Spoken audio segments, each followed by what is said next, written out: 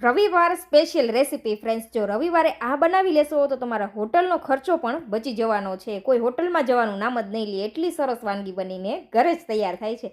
તો તેના માટે એક પેનમાં આપણે તેલ લીધું છે. તેલ ગરમ થાય એટલે આપણે તેની અંદર જીરું ઉમેરી દઈશું, 2 લવિંગ, 1 મરચું અને થોડી હિંગ ઉમેરી દઈશું. પછી સારી રીતે સાતળી લેશું. પછી તેની અંદર આપણે ડુંગળી ઉમેરવાની છે. તે ગુલાબી થઈ જાય પછી તેની અંદર આદુ, મરચાં, લસણને ક્રશ કરીને ઉમેરી દેવાના.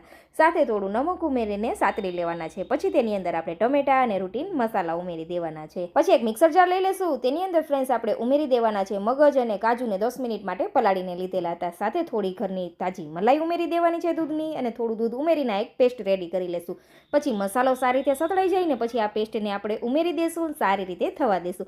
ત્યાં સુધીમાં ફ્રેન્ડ્સ આપણે લીધી છે મકાઈને આપણે સારી રીતે શેકી લેવાની છે. બટરની અંદર આપણે મકાઈ છે તે બાફીને લીધેલી છે. 5 મિનિટ માટે મકાઈ સાતળી લઈને પછી આપણે જે ગ્રેવી રેડી કરેલી તેની અંદર આપણે મકાઈને ઉમેરીને તેલ છૂટું પડે ત્યાં સુધી થવા દેશું. પસંદ હોય તો ઉપરથી તમે આ રીતે શાકભાજી ઉમેરી શકો છો, જેમાં મેં ટમેટું, કેપ્સિકમ અને પનીર લીધેલું છે. ઉપરથી થોડું ચીઝ ગ્રેટ કરી દેશું, કસૂરી મેથી ઉમેરી દેવાની છે અને કિચન કિંગ ગરમ મસાલો ઉમેરી દેવાનો છે. અને બધી વસ્તુને સારી રીતે તેલ છૂટું પડે ત્યાં સુધી થવા દેશું. તો તૈયાર છે ખૂબ જ સરસ ટેસ્ટી એવું પંજાબી શાકને પણ ટક્કર મારે તેવું મકાઈનું શાક. એકવાર જરૂરથી ટ્રાય કરજો.